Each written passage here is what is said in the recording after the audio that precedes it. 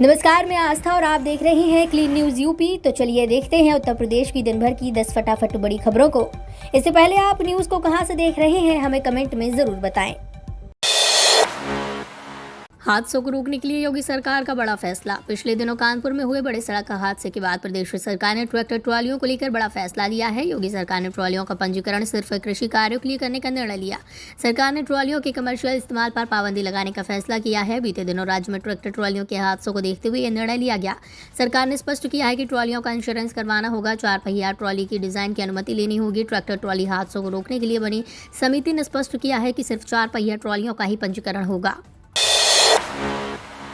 CM Yogi Adityanath बोले, trade technology tourism से रफ्तार पकड़ेगा यूपी का विकास। मुख्यमंत्री योगी आदित्यनाथ ने कहा कि प्रधानमंत्री नरेंद्र मोदी के विकास की रफ्तार को तेज करने के लिए दिए गए मंत्र TTT को आत्मसात करते हुए तो प्रदेश तेजी से आगे बढ़ रहा है। TTT यानी ट्रेड टेक्नोलॉजी और टूरिज्म। राजदूतों ने आकांक्षात्मक जिले बहराइच व फतेहपुर से लौटने के बाद सीएम से अपने अनुभवों को अविस्मरणीय बताया। कहा कि वहाँ के स्कूलों में बच्चों से बातचीत, साफ सफाई, गाँव में अमृत सरोवर, लैंगिक समानता आदि को देखकर सुखद अनुभूति हुई है। राजदूतों ने ईज ऑफ डूइंग बिजनेस के पैमाने पर प्रदेश सरकार के प्रयासों की सराहना की। सीएम योगी के ब्रांड यूपी की मचेगी धूम, अमेरिका डेलीगेशन दिलाएगा बूम। उत्तर प्रदेश के सीएम योगी आदित्यनाथ की ब्रांड यूपी की अब दुनिया भर में धूम मचेगी। सीएम की उत्तर प्रदेश को वैश्विक पटल पर एक अलग पहचान दिलाने की मुहिम का असर दिखने लगा है। अमेरिका से आए 31 सदस्यीय डेलीगेशन ने सीएम योगी से मुलाकात की। सीएम की 24 घंटे के अंदर विदेशों से आए डेलीगेशन की दूसरी बड़ी मुलाकात है। ये मुलाकात प्रदेश भर में बड़े इन्वेस्टर के साथ एडवांस इंफ्रास्ट्रक्चर के लिए सरकार की बड़ी सफलता के रूप में देखी जा रही है। ग्लोबल इन्वेस्टर समिट 23 से पहले सीएम योगी को बड़ी सफलता मिली है।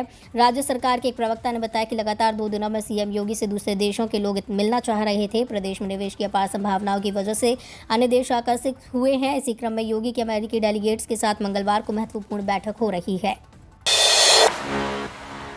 यूपी महाराजगंज रीवा के लिए दिवाली स्पेशल ट्रेन चलेंगी। दिवाली और छठ पूजा के लिए रेल यात्रियों के लिए स्पेशल ट्रेन चलाई जाएंगी। रीवा यूपी और महाराष्ट्र के लिए 8 स्पेशल ट्रेनें चलेंगी। रीवा के लिए रानी कमलापति से 4 ट्रेन चलेंगी। इसके अलावा गोरखपुर से लोकमान्य तिलक स्टेशन के बीच 2-2 ट्रेन भोपाल होकर जाएंगी। बीना कटनी मुड़वारा के बीच मेमो स्पेशल ट्रेन 21 अक्टूबर से चलेगी। रेल प्रशासन द्वारा बीना से कटनी मुड़वारा स्टेशनों के मध्य सफर करने वाले यात्रियों की सुविधा के लिए 21 अक्टूबर से अगली सूचना तक गाड़ी संख्या 06604 बीना कटनी मुड़वाला बीना के मध्य मेमो स्पेशल ट्रेन चलाने का निर्णय लिया गया है। ये memo special train MEMU train number 61603, 61604 के स्थान पर चलाई जा रही है। यूपी के सरकारी कर्मचारियों और पेंशनरों के लिए गुड न्यूज़। यूपी सरकार ने अपने कर्मचारियों और पेंशनर्स की दिवाली की रौनक बढ़ा दी है। मुख्यमंत्री योगी आदित्यनाथ ने सोमवार को राज्य कर्मचारी पेंशनर्स और पारिवारिक पेंशनर्स के महंगाई भत्ते और महंगाई राहत बढ़ाने का ऐलान किया। कर्मचारियों और पेंशनर्स के महंगाई भत्ते और महंगाई राहत में 4% की बढ़ोतरी की गई है। पहले 34% महंगाई भत्ता मिलता था, जिसे बढ़ाकर अब 38% कर दिया गया है। ये बढ़ोतरी 1 जुलाई 2022 से लागू की जाएगी, यानी पिछले 3 महीने का एरियर भी दिया जाएगा। इसके अलावा दिवाली पर कर्मचारियों को 6,908 रुपये का बोनस मिलेगा। केदारनाथ में बड़ा हादसा, हेलीकॉप्टर क्रैश में 7 लोगों की मौत।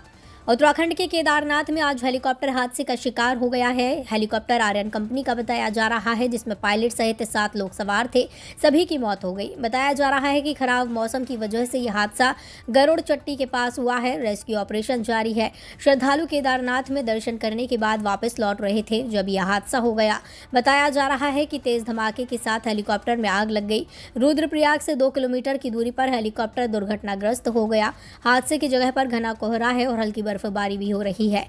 एसडीआरएफ और एनडीआरएफ की टीम बचाव अभियान में जुटी है। हेलीकॉप्टर क्रैश की घटना पर केंद्रीय नागरिक उड्डयन मंत्री ज्योतिरादित्य सिंधिया ने दुख जताया है।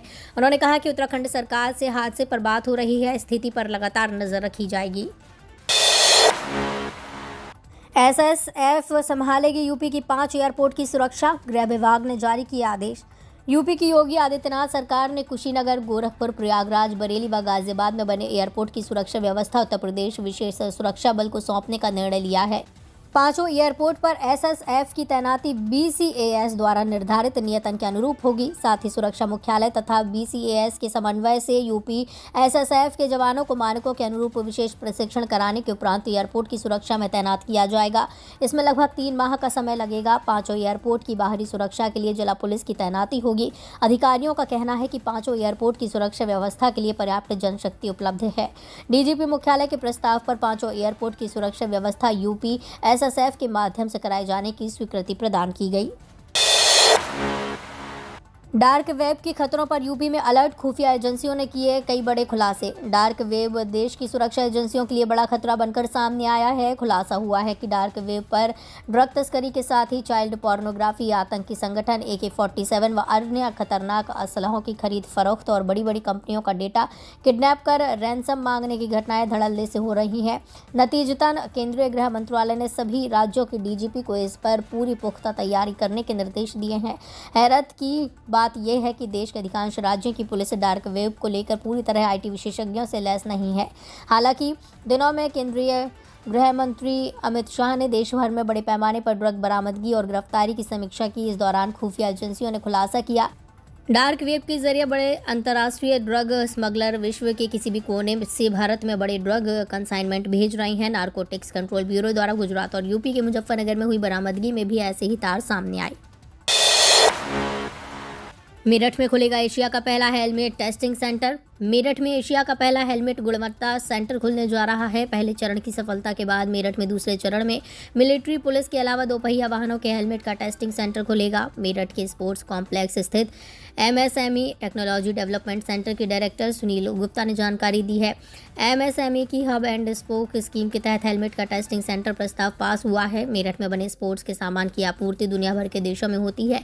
इन कंपनियों में बनने वाले हेलमेट जांच के लिए IND सेक्शन में जाते हैं, लेकिन गुणवत्ता का प्रमाण पत्र हासिल करने के लिए इनको यूरोपियन देशों पर ही निर्भर रहना पड़ता है। लेकिन अब मेरठ में ही ये कंपनियां MSME टेक्नोलॉजी डेवलपमेंट सेंटर में हेलमेट की टेस्टिंग करवा सकेंगी। UPPCL में आवेदन करने का कल आखिरी मौका। Uttar Pradesh power corporation limited की तरफ से 12वीं पास उम्मीदवारों के लिए टेक्नीशियन के पदों पर निकाली गई भर्तियों पर अप्लाई करने की अंतिम तिथि कल 19 अक्टूबर है। इसके बाद आपका आवेदन स्वीकार नहीं किया जाएगा। ऐसे में जिन उम्मीदवारों ने अब तक अप्लाई नहीं किया है वे आज की ही आज अप्लाई कर दें। आवेदन करने के लिए अभ्यर्थी UPPCL की आधिकारिक वेबसाइट upenergy.in पर जाकर अप्लाई कर सकते हैं। बता दें कि UPPCL ने अधिसूचना जारी करते हुए इस भर्ती प्रक्रिया के माध्यम से 891 पदों पर भर्ती के लिए आवेदन की मांग की है। इसके लिए आवेदन प्रक्रिया 27 सितंबर से जारी की गई थी। इनमें OBC कैटेगरी वाले उम्मीदवारों को 1180 रुपये शुल्क देना होगा। ये तो थी दिन भर की बड़ी खबरें। रोजाना सुबह और शाम यूपी की ताज़ा खबरों के लिए चैनल को सब्सक्राइब करना बिल्कुल न भूलें।